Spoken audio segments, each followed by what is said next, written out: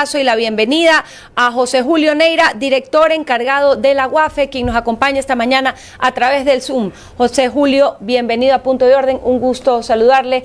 María Sol Pons, ya nos hemos conocido en otras entrevistas. Cuéntenos un poquito acerca del proyecto de ley contra el lavado de activos.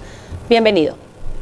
Buenos días a todos, un saludo a todos en el estudio. La ley que está actualmente en la mesa técnica en la Asamblea está diseñada para fortalecer a la unidad de análisis financiero en tres ejes que son los más importantes: el institucional, la expansión de sujetos obligados y hacer dos tipos de reformas, societarias y tributarias. Aquí lo más importante que vale recalcar que lo que estamos haciendo es cortarle el financiamiento ilícito al crimen organizado, y para eso hay que fortalecer a la única institución dentro del gobierno que combate que combate el lavado de activos diariamente. José Julio, dentro de este proyecto de ley que está en la Asamblea se incluye un nuevo impuesto o un nuevo cargo a la venta de carros de segunda mano. ¿Nos puede explicar un poco cuál es el sentido que cuesta entender que dentro del control del lavado de activos se incluya esta nueva tarifa, este nuevo impuesto, este nuevo costo, y cómo funcionaría? ¿Es una vez sobre la compraventa o es un impuesto o un costo adicional que se hace año a año? Infórmenos, por favor. Claro, algo que es muy importante recalcar, que el impuesto de la transferencia de dominio ya existe y es de 1%. El único cambio que estamos realizando, basado en la Evaluación Nacional de Riesgos que la UAFE publicó en octubre del 2024, donde en la transferencia de dominio es una tipología de lavado de activos que se está utilizando en el Ecuador. ¿Por qué? Porque los patios de carros usados no están requeridos de realizar contabilidad, no sabemos la trazabilidad de la transacción y tampoco sabemos quién es el beneficiario final de esa transacción. Entonces, el cambio que se está haciendo va a ser de manera progresiva hasta el 5% y solo se va a generar en la transferencia de vehículos. Se calcula sobre el precio de venta del bien y bueno, solo está enfocado en el vehículo usado porque la tipología de lavado de activos que estamos viendo que actualmente se está utilizando en el país está enfocado en esa parte del mercado. José Julio, buenos días. Yo sí quiero... Buenos días, Pocho. Un abrazo. Yo sí quiero ahondar un poquito más en este tema. Sí, claro. Inicialmente el proyecto de ley hablaba de carros nuevos.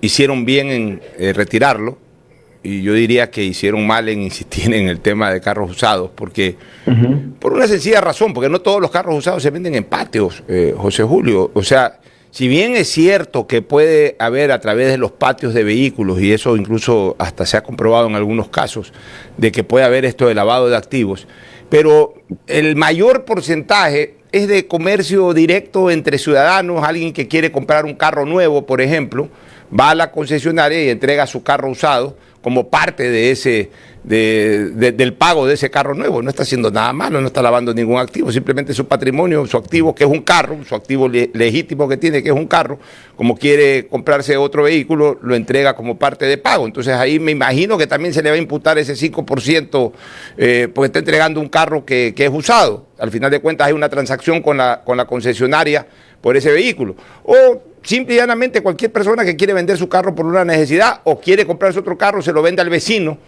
Y entonces ahí cómo va a operar la cosa. O sea, no todo se hace a través de un solo punto, que son los famosos patios de carros. También hay, yo diría, el mayor porcentaje es del mercado de venta de carros usados a nivel informal por parte de la ciudadanía. Pocho, entiendo completamente la emoción y la resistencia que nace de este cambio en la tasa de carros usados, pero aquí es algo muy importante de recalcar. Uno, lo que estamos viendo en el país es que se está utilizando la informalidad en la transferencia de dominio en carros usados para lavar activos, y eso es lo que nos preocupa. En la unidad de análisis de inteligencia financiera, está sustentado técnicamente en la Evaluación Nacional de Riesgos. Esto es algo que se viene realizando desde que el viejo Ecuador dominaba todo el país, y nosotros estamos tratando de hacer cambios estructurales dentro de lo que podemos en el sistema financiero para poder disminuirle el oxígeno que tiene el crimen organizado, y es esto, cortarle el financiamiento ilícito. La transferencia de dominio de carros usados se presta para el lavado de activos por su informalidad, por su falta de trazabilidad. Y eso es lo que estamos tratando de combatir en este momento. Y algo que hay que hacer bien en claro es hasta el 5%, y es progresiva. Todos esos tecnicismos de cuánto va a ser el porcentaje va a ser basado en informes técnicos del Servicio de Rentas Internas.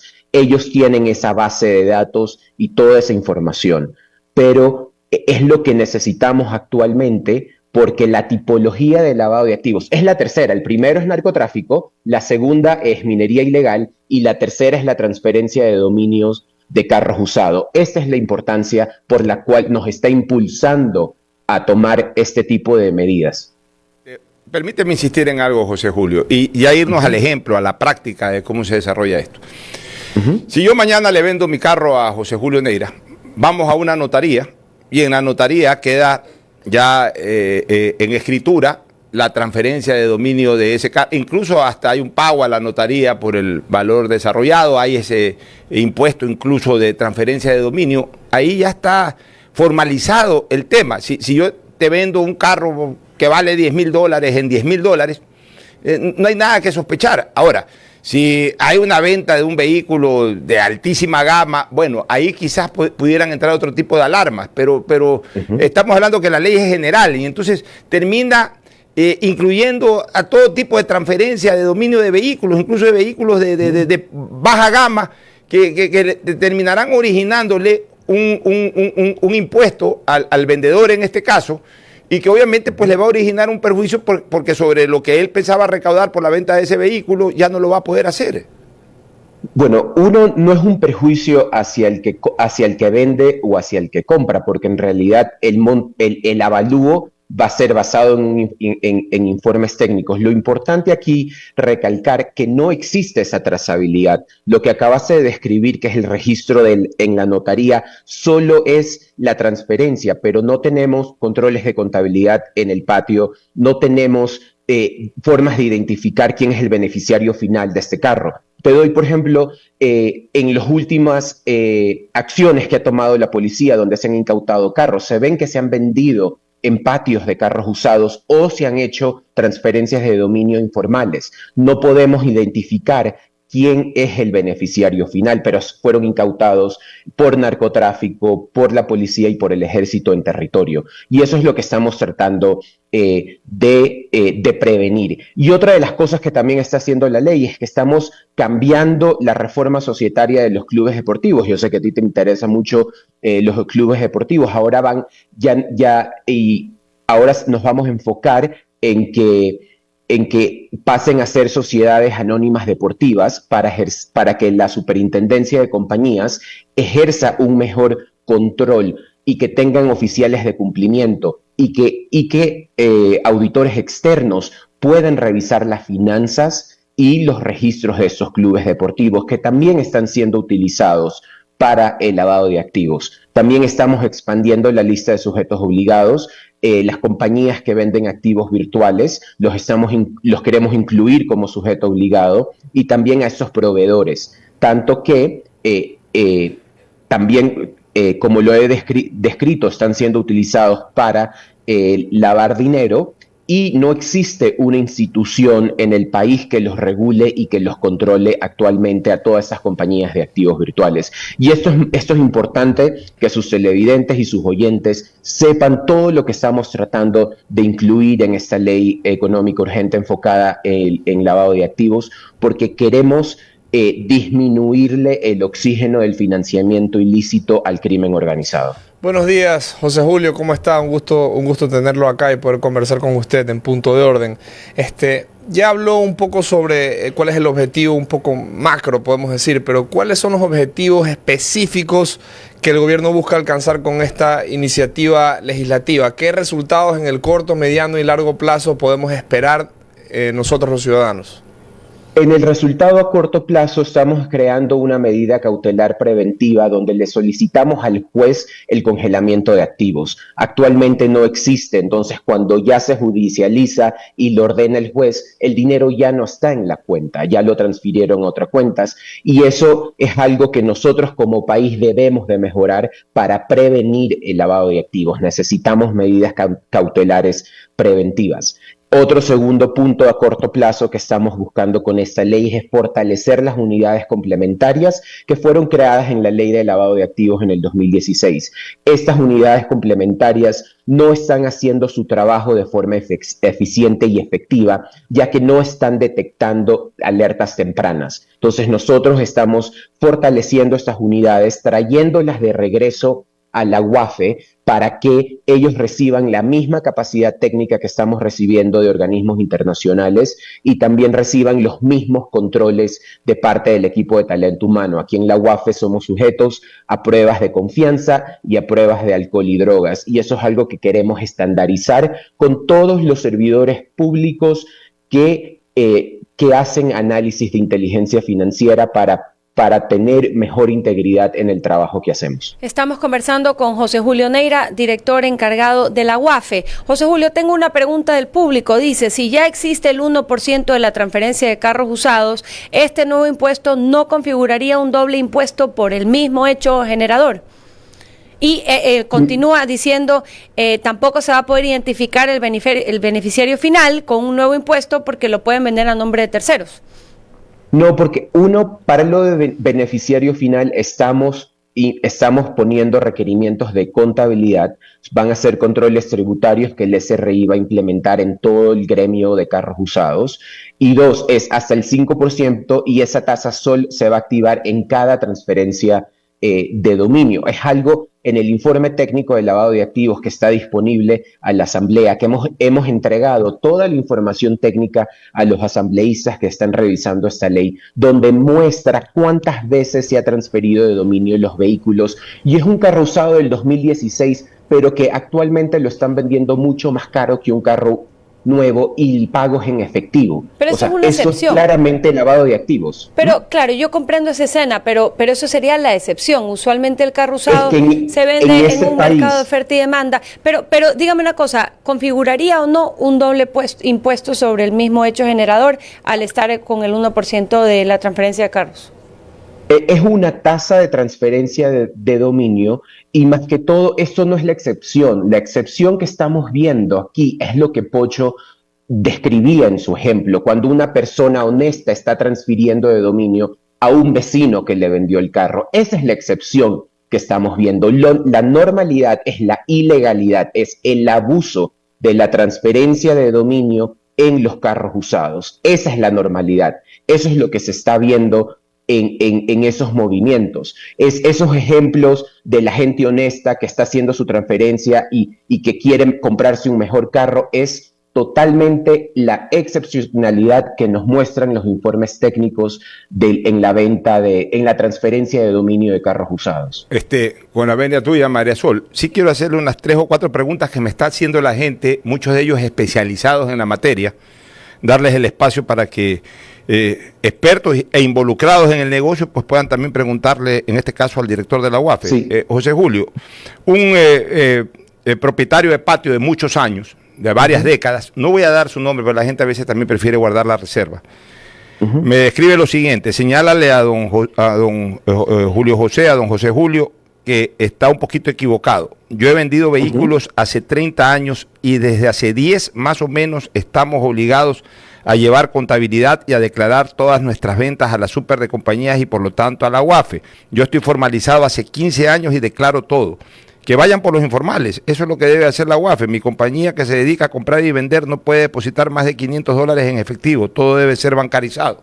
Esa es una primera inquietud. ¿Alguna respuesta, José Julio? Sí, entiendo la inquietud. La semana pasada yo recibí un documento del gremio donde nos comparte todas sus inquietudes, todas sus recomendaciones y observaciones y están siendo revisadas. Es importante, esta ley está ahorita en una mesa técnica de la Asamblea. Lo que ha propuesto la Unidad de Análisis de Inteligencia Financiero es recomendaciones basadas en nuestros informes técnicos. Ahora en esta mesa es donde vienen gremios, donde vienen los asambleístas, donde vienen todos los personajes involucrados en esto. Y algo que quiero quedar muy claro, nosotros no estamos tratando de perjudicar al vendedor honesto, al que cumple con la regla.